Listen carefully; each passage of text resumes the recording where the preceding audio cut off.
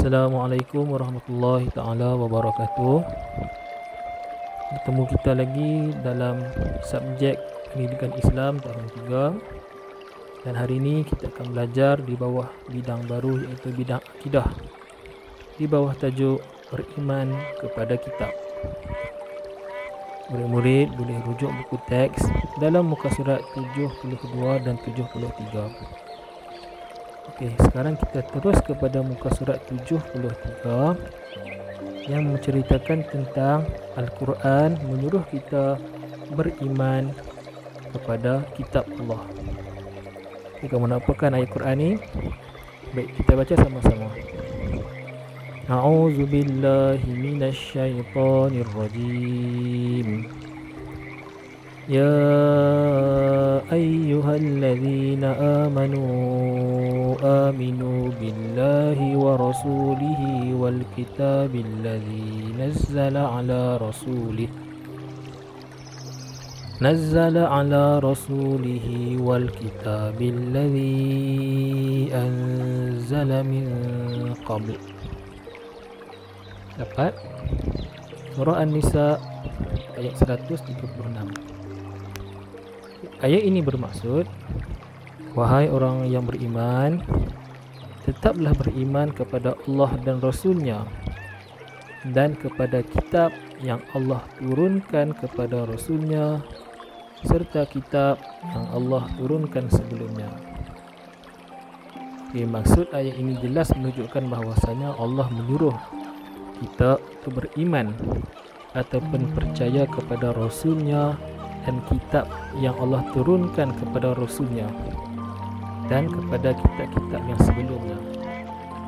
Okey, untuk pengetahuan kamu, kitab yang kita wajib percaya itu nama apa?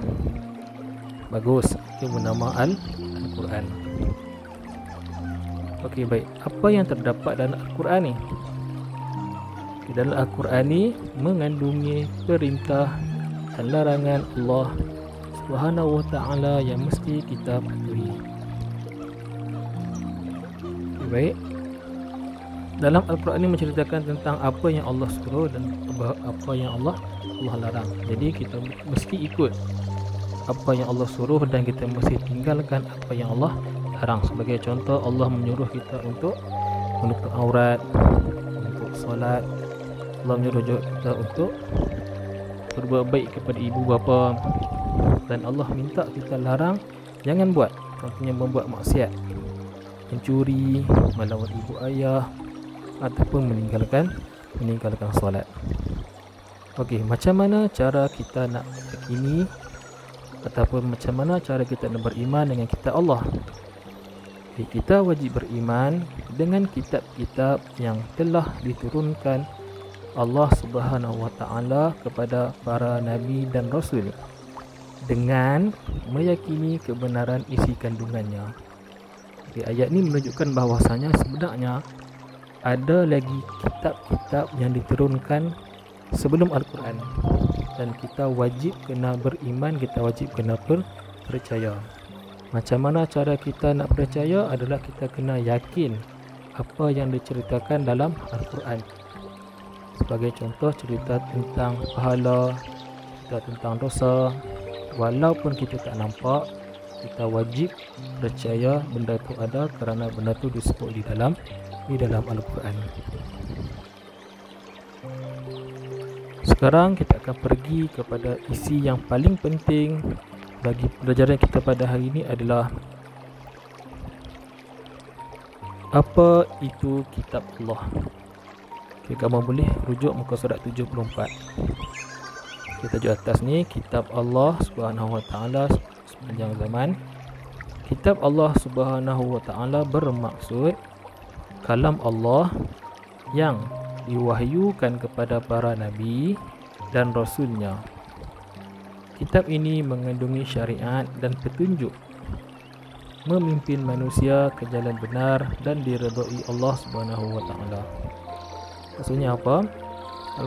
Kitab ini adalah kalam Allah, iaitu kata-kata Allah yang Allah telah wahyukan, yang Allah telah sampaikan kepada para nabi dan rasulnya.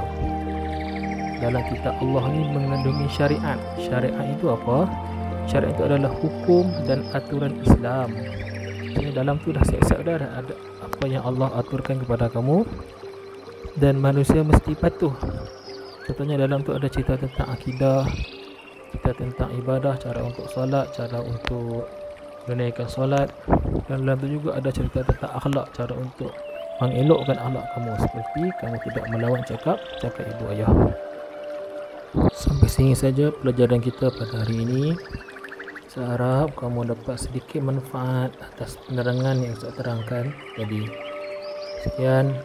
Assalamualaikum warahmatullahi taala wabarakatuh.